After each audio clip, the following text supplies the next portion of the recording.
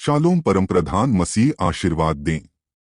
कैप्टनों के साथ 15 मिनट के एक और संस्करण में आपका स्वागत है। मेरे साथ कैप्टन जोशिया हैं, मेरे साथ ऑफिसर अब्राहम हैं। इसलिए आज का विषय नया साल होने जा रहा है। ठीक है, नया साल। समाज के पास एक नए साल की व्यवस्था है और भगवान ने अपनी बाइबल में एक नए साल की व्यवस्था की है। इसलिए हमने आज यह पाठ आपको यह सिखाने के लिए रखा है कि समाज को नहीं बल्कि ईश्वर ने क्या स्थापित किया है। तो आइए कुलुस्सियों 2 और 8 से शुरू करें। कुलुस्सियों अध्याय 2 पद 8। सावधान रहें कि कोई मनुष्य तुम्हें दर्शन और व्यर्थ धोखे के द्वारा संसार की मूल रीति के अनुसार मनुष्यों की रीति के अनुसार न बिगाड़े, न कि मसीह के अनुसार। तो बाइबल कहती है सावधान रहो, कहीं कोई तुम्हें बिगाड़ न दे। दर्शन और व्यर्थ छल, व्यर्थ मनुष्य की परंपरा के पीछे है, जो मनुष्य की परंपरा के ठीक बाद की कुंजी है। इसलिए हमें यह सुनिश्चित करना होगा कि हम जो चीजें कर रहे हैं वह पुरुषों की परंपरा के अनुसार नहीं है, दुनिया की मूल बातों के बाद नहीं है। दुनिया की मूल बातें और ईसा मसीह के बाद नहीं, और हम उन चीजों का अनुसरण कर रहे हैं जो इस बाइबल के अनुसार नहीं है। हमें उन चीजों से सावधान रहना है। ठीक है, मुझे कुलुस्सियों को नहीं, कुलुस्सियों को सुलैमान की बुद्धि दीजिए। 14 सुलैमान की बुद्धि। सुलैमान की बुद्धि 14 श्लोक 16 अध्याय 14 श्लोक 16 इस प्रकार समय की प्रक्रिया में, और यह कहता है कि समय की प्रक्रिया में समय भर समय चलता रहा। चलो, अधर्मी रिवाज में एक अधर्मी रिवाज जिसका अर्थ इस बाइबल से नहीं है, उसे एक कानून के रूप में रखा गया था, एक कानून के रूप में रखा गया था। आज हम किस बारे में बात कर रहे हैं? नए साल को हम आज क्या कहते हैं? 1 जनवरी ठीक है, या 31 दिसंबर से शुरू होकर 1 जनवरी तक नए साल की पूर्व संध्या। ये अधर्मी रीति रिवाज हैं जिन्हें कानून के रूप में मजबूत किया गया है। अब इसे एक बार और पढ़े। सुलैमान की बुद्धि 14 श्लोक 16 इस प्रकार समय की प्रक्रिया में एक अधर्मी रिवाज मजबूत हो गया, एक अधर्मी रिवाज मजबूत होकर एक कानून के रूप में रखा गया। इसे एक कानून के रूप में रखा गया मतलब क्या? इसका मतलब है कि हर कोई एक समाज के रूप में ऐसा करता है, हर कोई इस विशेष परंपरा का पालन करता है, और राजाओं की आज्ञा से खुदी हुई मूर्तियों की पूजा की जाती थी। अब इसमें क्या हो रहा है? खोदी गई तस्वीरें पूजा की जाती थीं। आज हम जिस बारे में बात कर रहे हैं वह नया साल 1 जनवरी जेनिस की मूर्ति से आता है। यह एक रोमन देवता की मूर्ति थी।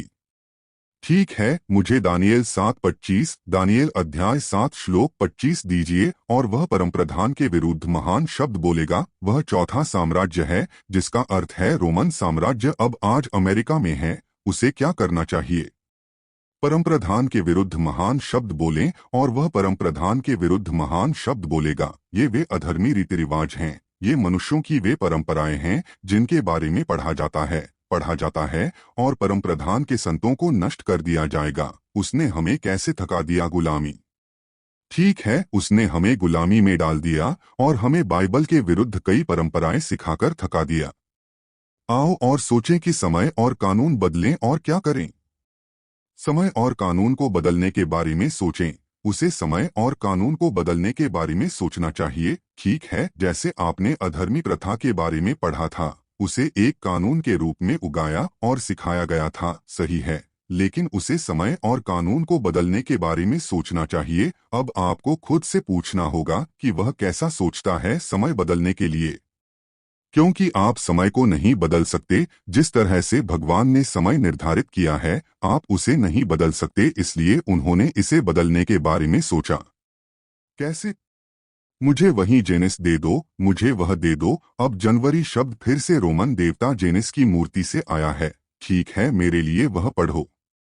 यह जेनिस के अर्थ का मूल है। मेरा ऑनलाइन व्युत्पत्ति शब्दकोश जेनिस रोमनों के लिए प्राचीन इटैलिक देवता है। इटली। आप रोमनों को पोर्टलों के संरक्षक भगवान के रूप में जानते हैं। यह पोर्टलों के संरक्षक भगवान कहते हैं। ठीक है, दरवाजे और द्वार पर आओ, दरवाजे और द्वार, संरक्षक पर आओ, शुरुआत और अंत के संरक्षक, शुरुआत और अंत के संरक्षक। यही कारण है कि 31 दिसंबर को आप 1 जनवरी में नए साल के संकल्प लेते हैं। ठीक है, पोर्टल और दरवाजे के देवता चीजों के उद्घाटन और शुरुआत को ठीक नहीं करते हैं। इसे फिर से पढ़े। रोमनों के लिए जेनिस प्राचीन इटैलिक देवता, द्वारों और द्वारों के संरक्षक देवता, शुरुआत और अंत के संरक्षक। पढ़ते रहिए। उन्हें दो चेहरों के रूप में दिखाया गया है। अब इस विशेष मूर्ति को दो चेहरों के रूप में दिखाया गया है, एक को आगे और दूसरे को पीछे। पढ़े तो मूल रूप से चेहरे एक दूसरे से दूर इंगित करते हैं। ठीक है, एक सामने है और एक पीछे है। क्या ऐसा है? वे सूर्योदय और सूर्यास्त का प्रतिनिधित्व कर सकते हैं और सौर देवता के रूप में एक मूल भूमिका को प्रतिबिंबित कर सकते हैं। तो मूल रूप से यह एक सौर देवता हो सकता है।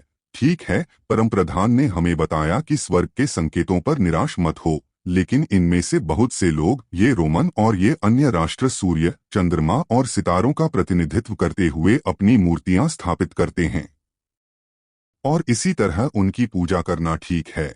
मैं इसे पूजा की तरह ही कहूंगा, इसलिए अब वहां से मुझे कुलुस्सियों 2 और 8 को एक बार और दें। कुलुस्सियों अध्याय 2 श्लोक 8। सावधान रहें, कहीं ऐसा न हो कि कोई मनुष्य आपको मनुष्यों की परंपरा के बाद दर्शन शास्त्र और व्यर्थ धोखे के माध्यम से बर्बाद कर दे। आप जानते हैं कि यह एक पारंपरिक पुरुष क्यों है? परमप्रधान कभी नहीं। बाइबल में जानूस या जनवरी नामक एक महीने को रखने के लिए नहीं लिखा है। यह में नहीं है। उस विशेष दिन का सम्मान करने के लिए बाइबल पढ़े, दुनिया की मूल बातों के अनुसार पढ़े। ईसा मसीह के बाद नहीं, और यह ईसा मसीह के बाद नहीं है, क्योंकि यह बाइबल कहीं भी नहीं लिखी गई है। तो अब चलिए वास्तव में दिखाए कि बाइबल के अनुसार नया साल कब शुरू होता है। इसलिए मुझे निर्गमन अध्याय 12 दें। निर्गमन अध्याय 12। आइए श्लोक 2 से शुरू करें। निर्गमन अध्याय 12 श्लोक 2। यह महीना आपके लिए महीनों की शुरुआत होगी। यह कहता है कि इस महीने में यह है। इस महीने बाइबल आपके लिए क्या होगी? जैसा कि यह आपके लिए महीनों की शुरुआत होना चाहिए, महीनों की शुरुआत, यह पहला होगा। यह आपके लिए वर्ष का पहला महीना होगा। यह विशेष महीना आपके लिए वर्ष का पहला महीना होना चाहिए जो परमप्रधान का अनुसरण करते हैं और मसीह के अधीन उसके कानून। यह आपके लिए पहला होने वाला है, न कि जानूस। हम जनवरी नहीं हैं। ठीक है, अब हम महीनों का निर्धारण कैसे करते हैं? आइए इसे सिराज 43 के वास्तविक त्वरित सिराज अध्याय 43 में प्राप्त करें, क्योंकि यह कहता है कि इसे शुरू करना आपके ऊपर निर्भर है। इसलिए शास्त्रों के अनुसार समय का निर्धारण कैसे किया जाता है, जो आपको मिला उसे पढ़े। सिराज अध्याय 43 श्लोक 7। चंद्रमा से दावतों के संकेत के रूप में एक प्रकाश जो उसे उसकी पूर्णता में कम कर देता है। 6 से शुरू करें। श्लोक 6। उसने चंद्रमा को भी उसके मौसम में सेवा करने के लिए बनाया। यह कहता है कि परमप्रधान ने चंद्रमा को उसके मौसम में सेवा करने के लिए बनाया। समय की घोषणा के लिए, समय की घोषणा के लिए चंद्रमा बार बार घोषणा करता है। जब उसने निर्गमन 12 में कहा था कि यह आपके लिए शुरुआत होगी, ठीक है, कि चंद्रमा ने समय की घोषणा की है। ठीक है, पढ़े। और चंद्रमा से दुनिया का एक संकेत है। चंद्रमा से दावत का संकेत, दावत का संकेत है। आपने दावत के दिनों को निर्धारित किया है, फसह, पेंटेकोस्ट वगैरह। चंद्रमा के आधार पर ही हम एक प्रकाश नहीं है जिसने इसे अपनी पूर्णता में कम कर दिया है। यह एक प्रकाश कहता है जो पूर्ण होने पर घट जाता है। ठीक है, यह पूर्ण है जब यह पूरा हो जाता है, और तब यह उस वास्तविक से घट जाता है। महीने को उसके नाम के बाद बुलाया जाता है। महीने को उसके नाम के बाद बुलाया जाता है। इसलिए अब यह कहता है कि महीने को चंद्रमा के नाम पर बुलाया जाता है। इसलिए निर्गमन 12 पर वापस जाएं। वास्तव में यह कहता है कि महीना है, उसके नाम से पुकारा जाता है। उसे फिर से पढ़े। निर्गमन अध्याय 12 श्लोक 2। यह महीना आपके लिए महीनों की शुरुआत होगी। यह महीना आपके लिए शुरुआत होगा। इसे पढ़े। यह आपके लिए वर्ष का पहला महीना होगा। इसलिए वह मूसा को यह चंद्रमा दिखा रहा था। ठीक, पहला महीना है, आपके लिए वर्ष का वही है जो हम दिखाते हैं। ठीक है, पूर्णिमा का चंद्रमा जो उस समय आकाश में था। आप कह रहे हैं कि यह आपके लिए पहला होगा। ठीक है, क्योंकि यह कहता है कि महीने का नाम चंद्रमा के नाम पर रखा गया है। ठीक है ना? अब मुझे व्यवस्था विवरण 16 दीजिए। आइए उदाहरण के लिए उस विशेष महीने या चंद्रमा का नाम निर्धारित करें। व्यवस्था विवरण अध्याय 16 श्लोक 1। अबीब के महीने का पालन करें। जो बिब के महीने का पालन करें, यह भगवान का आदेश है। वह कहता है कि बिब के महीने का पालन करें, जेनिस नहीं। ठीक है, ठीक है, एक बिब के महीने का पालन करें जो हम नहीं करते हैं, और फसह को मनाएं, प्रभु तेरा परमेश्वर। इसीलिए यह कहता है कि यह महीना दावत का प्रतीक है। ठीक है, क्योंकि चंद्रमा के बाद आपने फसह में 14 दिन गिने थे। यही चल रहा है। लेकिन उन दिनों को गिनने के लिए आपको पहले महीने की शुरुआत का पालन करना होगा। फसह में फिर से पढ़े, आबीब महीने का पालन करना और अपने परमेश्वर यहोवा के लिए फसह मानना, क्योंकि आबीब महीने में ही रात के समय इस्राएली मिस्र से निकल आए। ठीक है, तो अब मुझे जोंडेरवन अबीब में वह दे दो। आइए देखें कि जोंडेरवन बाइबल शब्दकोश में उस शब्द का क्या अर्थ है।